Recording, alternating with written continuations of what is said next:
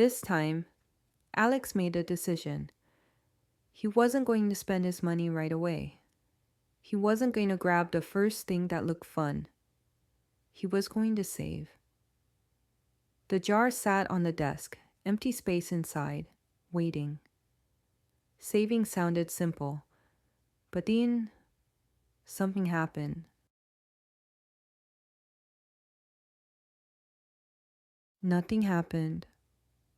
No reward, no excitement, no feeling of winning.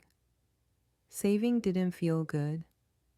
It felt like doing nothing while everything else was happening. And that's when the feeling arrived.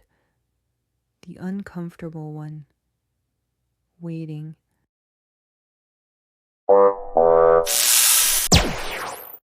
After school, Alex saw it.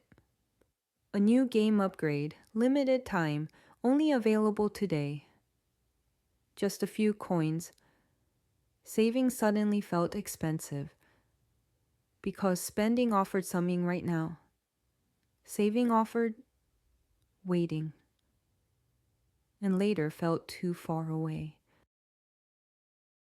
But if I wait, I don't get anything. That feeling isn't wrong. It's human. The human brain loves now. Now is clear. Now is exciting. Now feels safe. Later is fuzzy. Later needs patience. Later needs trust. And the brain doesn't like waiting without proof. So, when Alex tries to save, his brain whispers, "Why not enjoy it now? You can save next time." Waiting feels like losing. This isn't weakness, it's wiring. The next day, it happened again. A snack after school. The next day, a drink. Not big purchases, not terrible choices, just small ones. Saving didn't lose all at once. It lost slowly. Alex checked the jar. There was some money, but not much. Saving felt pointless. Waiting felt unfair.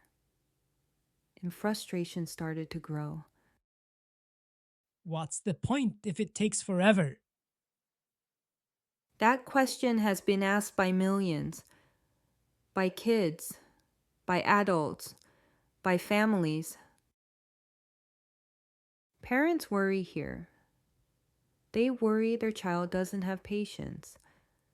They worry saving will always feel hard. They worry about a future filled with stress, debt, regret. But this moment, this struggle, this is exactly where learning happens. Saving isn't hard because Alex is bad with money. Saving is hard because waiting hurts. Saving asks something uncomfortable. It asks Alex to trust a future version of himself that he hasn't met yet. That's a big ask. Time is sneaky. When you're young, a week feels long. A month feels endless. Saving feels slow, even when it's working. And slow progress feels invisible. Under frustration, there's fear. What if I wait and it's not worth it? That fear doesn't go away when you grow up. Adults feel it too. So, saving feels bad because it's waiting and that is normal. Exactly. That understanding matters. People who struggle with money later aren't careless. They just never learn how to wait. Learning this now protects Alex. It protects future choices. It protects families from regret. Question: if waiting is the problem, how do you make saving easier? How do you help your brain wait without feeling miserable? That's the system Alex needs next.